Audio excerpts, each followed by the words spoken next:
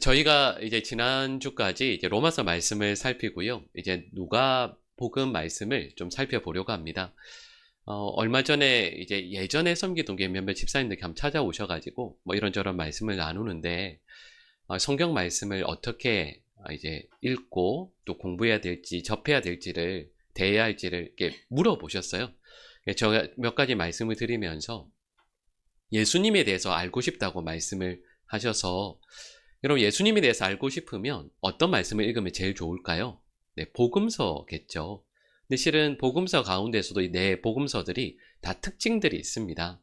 또 그 특징들 때문에 또 접근하는 방법도 다를 것이고요. 근데 제가 추천해 드린 복음서는 이 누가복음이었습니다.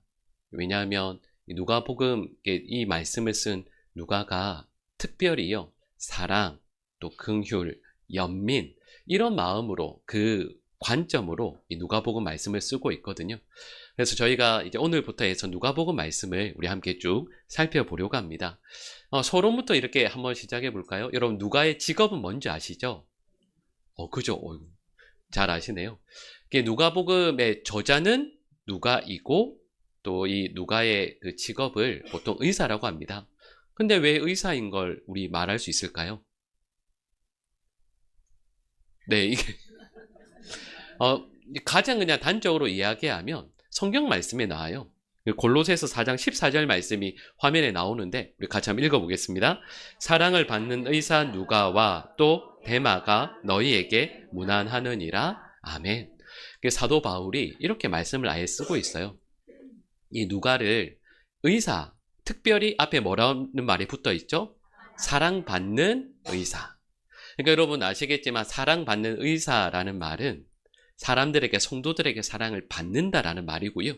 또 이 말을 다르게 이야기하면 사랑받으려면 또 어떤 말씀일까요? 사랑을 베푸는 의사라는 뜻이겠죠. 그러니까 여러분 왜 의사도 그런 의사분들이 있잖아요. 실력은 있지만 무서운 분도 있잖아요. 그 앞에 가면 아무 말도 안 했는데 벌벌 떨게 하는 의사분 있잖아요. 근데 의사 누가는 그런 분이 아니라 그래서 실은 제가 처음 말씀드렸던 것처럼 이 누가가 누가복음 말씀을 쓸 때 실은 다른 복음서 말씀들마다 이 관점들이 있지만 특별히 누가복음은 이 말씀들 가운데 사랑이 가득 묻어나요. 근데 이뿐만 아닙니다. 말씀드렸던 것처럼 이런 아예 명확하게 되어 있는 말씀도 있지만 누가복음 특별히 뭐 사도행전도 그렇지만 읽어보면 의사의 그 관점 아니면 용어들도 나와요.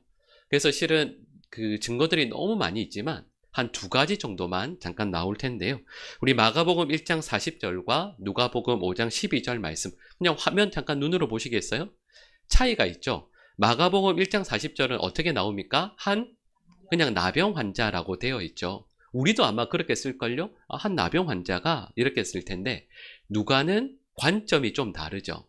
그래서 누가복음 5장 12절을 보면 그냥 나병 환자라고 쓰지 않고 어떻게 되어 있죠? 온 몸에 나병이 들려 있다라고 하죠.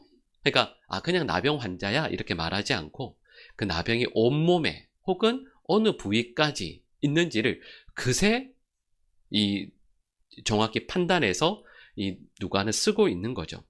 여러분 그리고 또 다른 이 본문들이 많이 있지만 마가복음 1장 30절과 누가복음 4장 38절 말씀 한번 보시겠어요? 베드로의 장모에 대한 이야기죠. 근데 베드로의 장모님이 이 마가복음 1장을 보면 어떻게 되어 있죠? 그냥 열병에 걸려 있다. 우리로 말하면 감기 이렇게 병에 걸렸어요. 이 정도로 표현하는데 누가는 어떻게 표현하고 있죠? 네, 열병이라도 이게 정도를 판단해서 쓰고 있는 거죠. 그래서 성서학자들이 대부분 다 여기에는 동의를 해요. 누가가 의사였다. 그리고 특별히 아시겠지만 사도 바울이 로마 감옥에 갇히고 이후에 순교합니다. 근데 그 마지막 순간까지 곁에서 함께 있었던 한 사람이 있어요. 그게 누구냐면 누가예요. 그래서 실은 사도 바울이 건강이 좋지 않았는데 그 곁에서 마지막 순간까지 사도 바울의 건강을 돌보며 그 사역을 감당할 수 있도록 온 힘을 다해 도왔던 분이 바로 이 누가라는 거죠. 근데 여러분 이 누가가 이 누가복음 말씀과 또 다른 한 권을 더 씁니다. 뭐죠? 사도행전 말씀을 쓰죠. 근데 이 누가가 온 마음과 힘을 다해서 관심을 가졌던 게 있습니다. 그리고 실은 이 누가는 예수님을 직접 만난 분이 아니에요. 예수님의 직접, 그러니까 우리로 말하는 사도, 예수님의 그 제자가 아니었습니다. 우리로 말하면 신앙 2세대라고 할 수 있죠. 그래서 많은 성서학자들이 이렇게 이야기해요. 이 사도 바울과 그 일행들이 전도 여행을 할 때 드로아에서 아마도 이 누가를 만나게 되었을 것이다.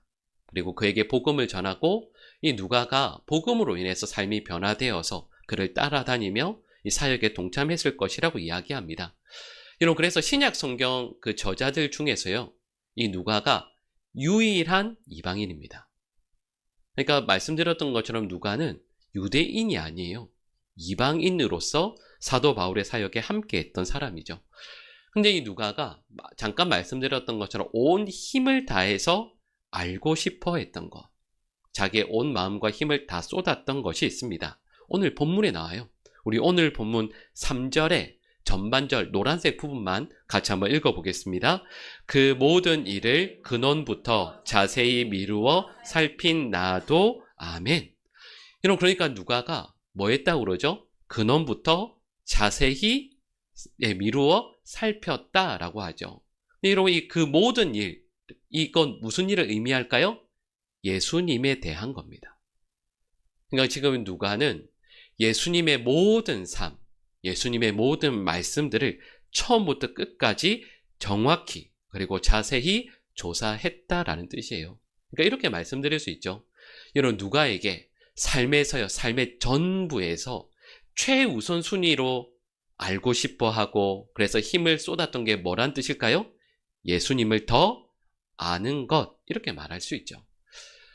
이런, 저희들 모두가 신앙생활 하는 사람들이니까 예수님 알고 싶어 하죠.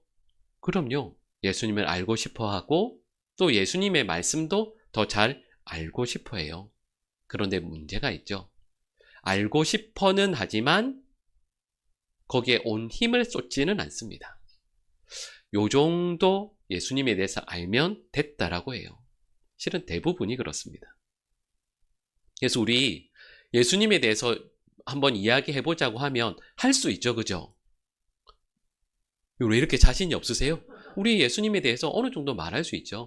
그런데 조금만 이야기하다 보면 예수님을 믿기는 하지만 여러분, 그게 이상하게 믿는 경우도 많이 있고요.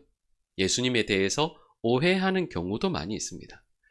분명히 예수님의 말씀이고 예수님의 삶인데 이야기를 나눠보면 달라요. 서로 달라요. 왜냐하면 나의 생각과 나의 그 관점으로, 나만의 관점으로 예수님을 보기 때문이죠. 근데 여러분, 누가는 예수님을 더욱더 알고 싶어 합니다. 처음부터 끝까지. 예수님에 대해서 온 힘을 다해서 온전히 더 알고 싶어 해요. 그래서 이 누가복음을 기록하고 있는 거죠. 근데 여러분, 누가가 예수님에 대해서 더 알고 싶고 또 처음부터 끝까지 다 알고 싶어 해서 예수님을 아는 것에 온 힘을 쏟습니다. 근데 이렇게 하는 건 의도가 있어요. 그게 뭐냐 하면 예수님을 그 누군가에게 소개해 주어서 그가 예수님을 바르게 믿도록 하기 위함이었습니다. 그리고 여러분, 이렇게 돼요. 누가복음은, 여러분, 누가복음에서 누가의 온 관심은 뭘까요? 앞서 말씀드린 것처럼 예수님이라고 할 수 있어요. 근데 여러분, 이렇게 돼요.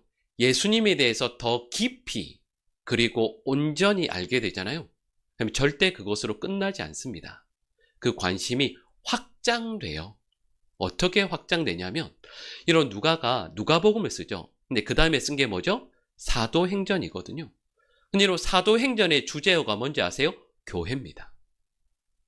예수님을 깊이 알아가게 되면 그 다음에 관심이 확장되는데, 예수님을 깊이 알아가는 그 성도들이 모이는 교회는 어떤 곳인가? 왜 교회로 우리는 모여야 하는가? 그리고 교회는 우리가 왜 다녀야 하고 예수님과 교회의 진정한 관계는 어떤 것인가? 이렇게 관심이 확장되게 되는 거죠. 여러분, 그래서 이 누가는 누가복음을 통해서 예수님을 더욱더 깊이 알고자 하는 소원을 품습니다. 그리고 누가복음을 써내려가죠. 근데 여러분 저희가 누가복음 말씀을 이렇게 살펴보는 걸 시작하면서 저는 이런 소원을 우리 성도들 전부 다 품기를 간절히 원합니다. 여러분 실은 세상에 공부해야 될 거 어쩜 그렇게 많아요? 여러분 요즘에 관심 뭐 있으세요? 몸에 좋은 약, 아니면 오르게 될 부동산, 뭐 이런 것도 있을 수 있겠죠. 근데 여러분 예를 들면 유튜브 이렇게 켜면 그 알고리즘이라고 하나요? 뭐 뜨세요? 여러분 거기에 예수님의 말씀이 계속 뜰 수 있으면 너무 좋겠어요. 여러분 저희가 올해 마무리하고 이제 한 달도 채 안 남았죠. 저희가 이제 내년에 하면서도 내년 그 목회 계획을 목사님들과도 의논하고 또 준비하면서 당에서도 말씀을 나누면서 어떻게 해서든 우리 성도들께서 예수님에 대해서 하나님의 말씀에 대해서 깊이 알아갈 수 있도록 많은 건 아니지만 준비하고 있거든요. 저는 그게 소원이 있어요. 우리 교회 여러 소그룹들이 있죠. 그게 교회에서 공식적으로 만들어 놓은 소그룹이 아니고 여러분 자연스럽게 여러분들 흩어지면 몇 분들 자연스럽게 모이시잖아요. 그죠? 친한 분들. 근데 그렇게 자연스럽게 모여서 말씀을 함께 읽고 또 함께 기도하고 예수님에 대해서 더 알아가고자 서로 말씀을 나누다가 자꾸 저에게 목사님들에게 오셔서 예수님이 어떤 분인지 이렇게 질문하는 일들이 정말 많아지기를 소망합니다. 근데 여러분 누가가 이런 관심을 가지고 하나님의 말씀을 대해요. 근데 여러분 이 내용들이 잠깐 말씀드렸던 것처럼 그냥 내가 알기 위해서가 아닙니다. 누군가에게 이 말씀을 전하기 위해서였어요. 근데 그걸 오늘 우리 누가복음 1장 3절 후반부 내용과 사도행전 1장 1절과 2절 말씀을 우리 연속해서 같이 한번 쭉 읽어보겠습니다. 데오빌로 각하에게 차례대로 써보내는 것이 좋은 줄 알았노니 데오빌로여 내가 먼저 쓴 글에는 그가 택하신 사도들에게 성령으로 명하시고 승천하신 날까지의 일을 기록하였노라. 아멘. 자, 여러분 누가복음과 사도행전 그 시작 부분이죠. 읽어보니까 누가가 누가복음도 쓰고 사도행전도 썼습니다. 근데 보니까 누굴 위해서 썼다라고 되어 있죠? 데오빌로를 위해서 썼다라고 아예 말씀을 하고 있어요. 근데 여러분 데오빌로는 누굴까요? 여러분 이게 실은 성서학자들이 큰 관심이었습니다. 도대체 데오빌로는 누군가? 왜냐하면 각하라는 말을 누가복음에서 붙이고 있잖아요. 그러니까 이 말은 틀림없이 로마의 어떤 아주 지체가 높은, 그러니까 우리로 말하면 총독 정도 될 것 같거든요. 근데 여러분 그래서 신학자들이 연구를 하면서 이렇게 이야기해요. 데오빌로라는 분은 아마도 이제 막 말씀을 받아들인 우리로 말하면 초신자일 수도 있겠다. 요게 첫 번째. 그리고 두 번째가 뭐냐면 아직 예수님을 믿는 건 아닌데 복음에 대해서 좋은 감정을 가지고 있는 고위 관리, 그래서 그분을 위해서 복음을 변증하기 위해서 누가복음과 사도행전을 썼다라고 말하기도 합니다. 근데 대부분의 학자들은 실은 전자를 이야기해요. 근데 이와 함께 약간 다른 관점도 있습니다. 그게 뭐냐 하면 말씀드렸던 것처럼 학자들이 고고학적으로 이렇게 연구를 해보니까 데오빌로라는 이름이 등장하지 않는 거예요. 남아있는 문헌이 없는 거예요. 그래서 이렇게 해석해요. 데오빌로라고 하는 이름의 뜻이 뭘까요? 데오라고 하는 말은 헬라어로 원래 테오스라는 뜻에서 왔습니다. 테오스는 뭐죠? 하나님. 그리고 빌로라고 할 때 이 빌로라는 말이 여러분 아마 이렇게 말하면 아실 거예요. 필리아 혹은 필레오. 이걸 많이 들어보시지 않았어요? 왜 신약 성경에서 사랑을 이야기할 때 세 가지 이야기하죠. 첫 번째 뭐죠? 에로스. 두 번째가 필리아. 세 번째가 아가페. 그러니까 남녀 간의 사랑, 형제 간의 사랑, 그리고 하나님께서 베푸시는 조건 없는 사랑. 이렇게 세 가지가 되잖아요. 근데 필리아 혹은 필레오, 동사로는 필레오죠. 이게 여기 나오는 빌로라는 말의 뜻입니다. 그러니까 합치면 무슨 말이죠? 네, 하나님께서 사랑하시는 자 혹은 하나님의 친구 이런 뜻이에요. 그러니까 이걸 많은 학자들이 이건 실제로 있었던 어떤 인물이 아니라 하나님께서 사랑하시는 모든 사람들을 의미한다라고까지 이야기하는 분들도 있습니다. 그러니까 이런 가능성이 있다라는 거죠. 근데 누가가 이 말씀을 데오빌로를 위해서 썼다라고 하면서 이어지는 4절을 보면 그 내용을 이렇게 말씀합니다. 우리 4절 말씀 같이 읽겠습니다. 이는 각하가 알고 있는 바를 더 확실하게 하려 함이로라. 아멘. 그러니까 여러분, 이 말씀을 받아들고 있는 데오빌로가 혹은 그 어떤 누군가가 더욱더 주님을 깊이 알게 되어서 주님을 바르게 믿도록 하기 위함이라고 말씀하고 있는 거죠. 여러분, 그러면 이렇게 질문할 수 있지 않겠어요? 앞서 제가 말씀드린 내용을 요약하게 쭉 연결해 보면 이런 거죠. 누가는 예수님을 더 깊이 알기를 원했습니다. 세상의 그 무엇보다 자기의 온 첫 번째 관심을 예수님을 바르게 깊이 아는 것에 둡니다. 왜요? 데오빌로 각하에게 이 말씀을 전해서 그가 예수님을 더 알고 믿도록 하기 위해서였다라고 연결이 되는 거죠. 여러분, 그럼 이렇게 질문할 수 있지 않겠어요? 여러분, 과연 누가의 이 믿음은, 그리고 이 열심과 애씀은 과연 이루어졌겠습니까? 이루어졌을까요? 어떻게 됐을까요?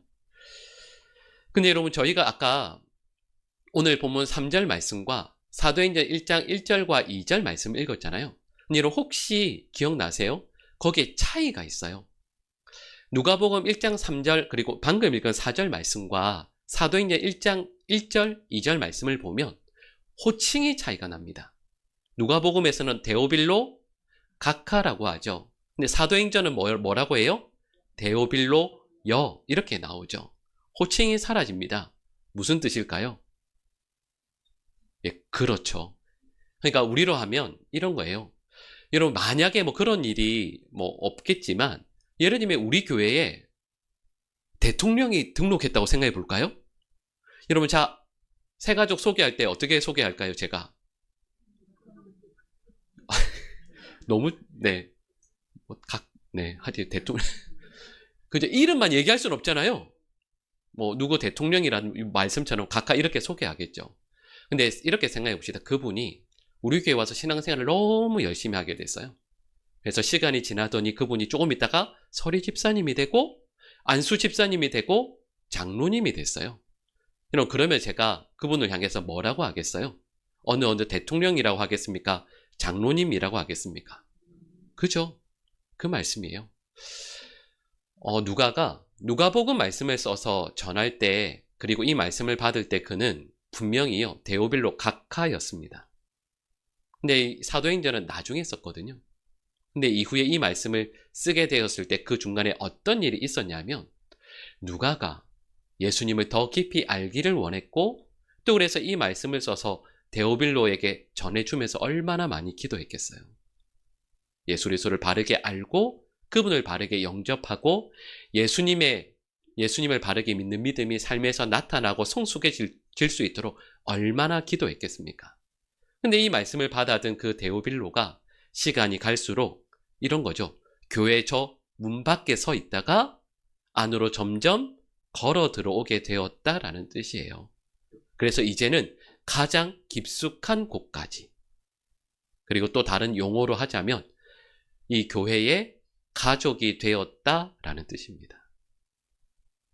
그러니까요, 말씀드렸던 것처럼 사도행전 말씀을 써서 전하게 되었을 때는 이제는 달라지게 된 거죠. 근데 여러분, 제가 지금까지 쭉 말씀드린 내용을 연결하면 이거예요. 여러분, 저와 여러분들은 예수님을 더 깊이 알기 위해 애써야 해요. 왜냐하면 여러분, 예수님을 더 깊이 알아가는 그 자체가 정말 큰 기쁨이 있습니다. 정말 감사한 제목이에요. 근데 여러분, 이것만으로 끝나는 게 아니에요. 여러분, 아마 여기 계신 분들 중에서 많은 분들이 그런 기도 제목 있지 않으세요? 나의 아들, 나의 딸, 나의 형제들, 나의 자매들, 예수님 믿기를 정말 원하시는 분들이 많으실 거예요. 그래서 아마 오랫동안 기도해 오셨겠죠. 근데 여러분, 이 방금 말씀드린 기도하는 이 하나와 함께 저희가 할 수 있는 게 있어요. 그게 뭐냐 하면 저희들이 예수 그리스도를 더 깊이 알아가기 위해 애쓰는 것.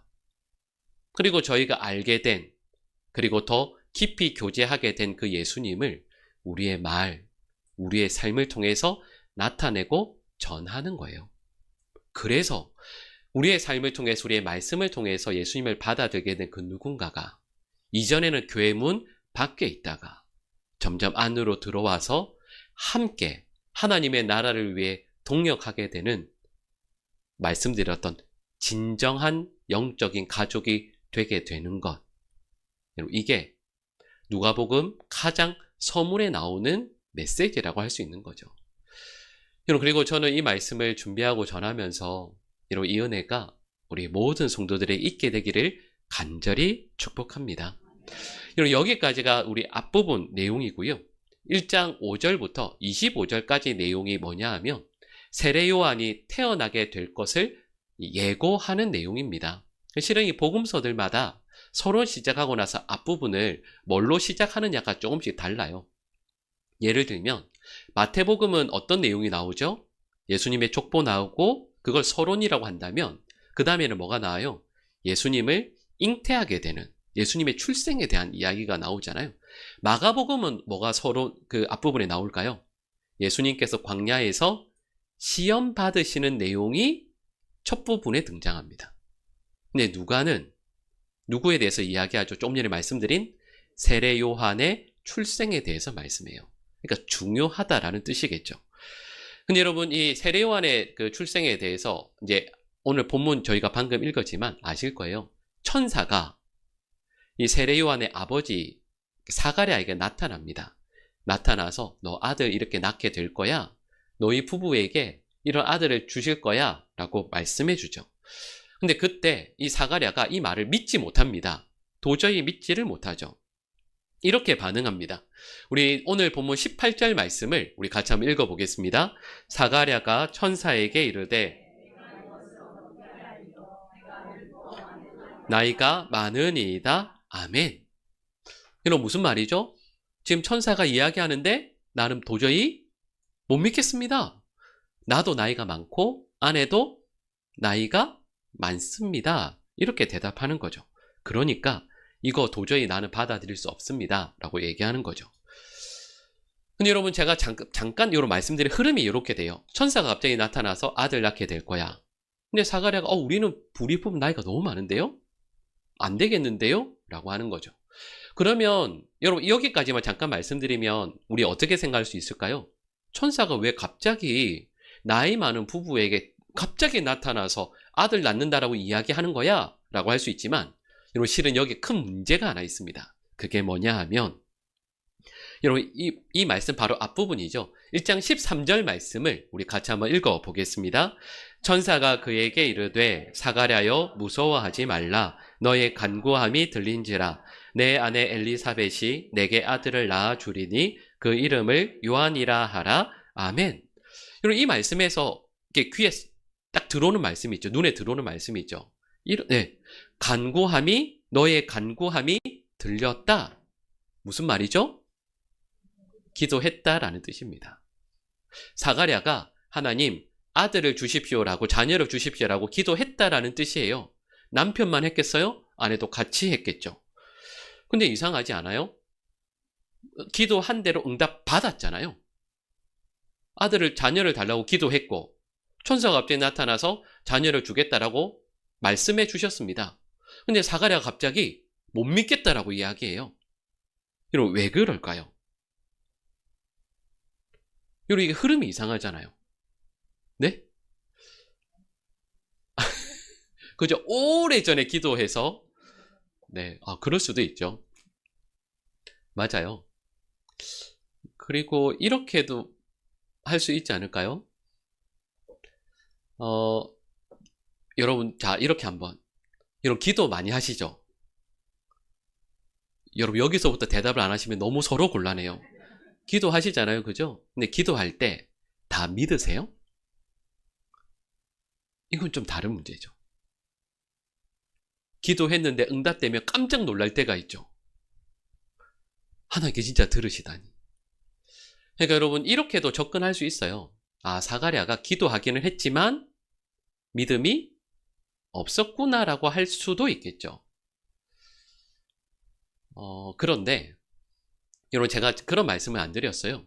오늘 본문에 나오는 사가랴의 직업이 뭐죠? 제사장입니다. 지금으로 말하면 뭐죠? 목회자 정도가 되겠죠. 그렇게 생각을 해보면 조금 저는 그저 말씀드렸던 것처럼 그렇게 인정할 수도 있는데 저는 좀 아닌 것 같아요. 그러면 이 이야기, 이 내용을 이렇게 접근할 수 있을 것 같아요. 여러분 오늘 말씀의 이 내용은 이런 겁니다. 하나님께서 사가랴 가정에 요한을 아들로 주실 거예요. 그리고 그 아들은 장차 뭐 할 아들이죠? 예수님의 오시는 길을 예비하고 많은 사람을 주께로 돌아오게 할 정말 귀한 사명을 받은 아주 특별한 사람이 될 것을 말씀해요. 이런 거예요. 근데 실은 이런 아들을 원하는 부모는 거의 없습니다. 그러지 않아요? 생각해 보세요. 만약에 여러분께서 이제 자녀를 위해서 기도하실 때 어떤 아들 주시도록 예를 들면 기도할까요? 이렇죠. 여러분 제가 정확히 말씀드려 볼까요? 하나님 아들을 주시되 똑똑해서 공부도 잘하고 건강하고 돈도 잘 벌고 부모한테 효도 많이 하는. 근데 만약에 하나님께서 그 아들을 갑자기 들어서 목회자로 하나님 그건 안 됩니다. 그냥 앞에 것만 이렇게 해주세요라고 이걸 기대하죠. 근데 하나님께서 뭐라고 말씀하시면 그렇게 얘기하시는 게 아니에요. 하나님은 너에게 아들을 줄 텐데 그 아들은 하늘의 사명을 감당하는 특별한 사람이 될 것이다. 그는 일찍 죽을 수도 있다. 근데 사명을 감당하면 그는 죽게 될 것이지만 하나님의 나라를 위해 귀한 일을 감당하는 사람이 될 것이다. 실은 이 말씀하는 거예요. 사가랴가 이걸 원한 게 아니거든요. 그러니까 여러분 이렇게 말씀드릴 수 있습니다. 우리 열심히 기도해요. 신앙생활 열심히 하죠. 열심히 기도해요. 하나님께서 은혜 베풀어 주시고 사용해 주시기를 기도해요. 여러분 그렇게 원치 않는 분 없을 거예요. 하나님 은혜 베풀어 주십시오. 하나님의 손에 붙들려서 쓰임받게 해주십시오. 하나님 이 땅에서 빛같이 어둠을 비추는 빛같이 썩어가는 세상에 소금 같은 사람 되게 해주십시오라고 기도해요. 그런데 우리의 진짜 원함은 하나님께서 생각하시는 그게 아니에요. 우리가 기도하면서 원하는 건 보통 이런 거죠. 하나님, 제가 이렇게 기도했는데 진짜 속마음은 아시죠? 옆에 있는 어떤 대부분의 사람들이 원하는 어느 정도의 수준의 삶을 살 수 있고 건강하게 살고 자녀도 잘 되고 그렇게 인정받다가 건강하게 마지막 순간까지 딱 살다가 하나님 앞에 가게 해주세요. 그게 실은 우리의 원함이죠. 근데 하나님께서 우리에게 이렇게 말씀하는 거예요. 그게 아니라 하나님께서 사가랴 가정에 주시길 원하는 그 아들의 모습을 통해서 저에게 알려주시는 건 진정한 그리스도인이 되는 것, 이 땅에서 살 때 참되게 거룩하게 하나님의 기쁨이 되는 사람으로 사는 것, 그거 하나님께서 진정으로 원하신다라는 뜻이에요. 우리는 열심히 기도하고 신앙생활 하죠. 근데 그게 우리가 원하는 게 있어요. 근데 하나님은 아니, 내가 원하는 건 다른 거야. 네가 진정한 그리스도인으로 정말 하나님의 자녀로 이 땅을 사는 것, 그걸 원해. 하나님께서 이렇게 말씀하시는 거죠. 여러분, 그래서 많은 분들이, 여러분, 제가 처음 왔을 때 그런 얘기도 잠깐 드렸어요. 제가 처음 부임했을 때 많은 성도들이 기도 열심히 하거든요. 근데 하나님께서 은혜 주신다라고 할 때 요만큼 선이 있어서 더 이상은 은혜를 안 받으려고 해요. 더 이상 은혜를 받으면 큰일 날까봐. 더 이상 은혜 받으면 하나님께 다 내놓으라고 하실까봐. 그래서 요만큼 안에 머물려고 하죠. 하나님께서 그래서 사가랴에게 이 응답을 주실 때, 가정에 특별한 은혜를 주실 때 사가랴가 놀라서 거절하는 거예요. 여러분, 이 말씀을 대하면서 우리 이렇게 점검해야 돼요. 여러분, 사가랴와 같은 믿음으로 사시는 것 아닙니까? 내가 생각하는 안전한 요 안에 그냥 요 정도로 머물러서 신앙생활 하는 게 나도 좋고 하나님도 좋고 하나님 우리 서로 이렇게 끝까지 살아요 라고 하는 성도들이 정말 많거든요. 우리 신앙생활 하면서 주님께서 우리에게 원하시는 건 저도 여러분들도 참된 그리스도인 되기를 원하세요. 앞서 말씀드렸던 것처럼 누가가 예수님을 진정 알고 싶어 하고 또 진정 알게 된 예수 그리스도를 나의 삶 가운데 경험하고 내 곁에 있는 이들에게 말하고 증거할 때 그가 예수님을 받아들이게 되는 그 삶. 사가랴처럼 분명히 목회자잖아요. 그럼에도 불구하고 내가 요만큼 정해놓은 요선 밖으로 안 나가려고 하거든요. 대부분의 그리스도인들이 그렇죠. 여러분, 사가랴와 같은 그 수준으로 신앙생활을 하는 것이 아니고요. 우리 하루하루의 삶을 통해서 주님을 더욱더 깊이 알아가고 참된 그리스도인으로 이 땅을 살아가는 우리 모든 믿음의 백성들 될 수 있기를 간절히 축복합니다.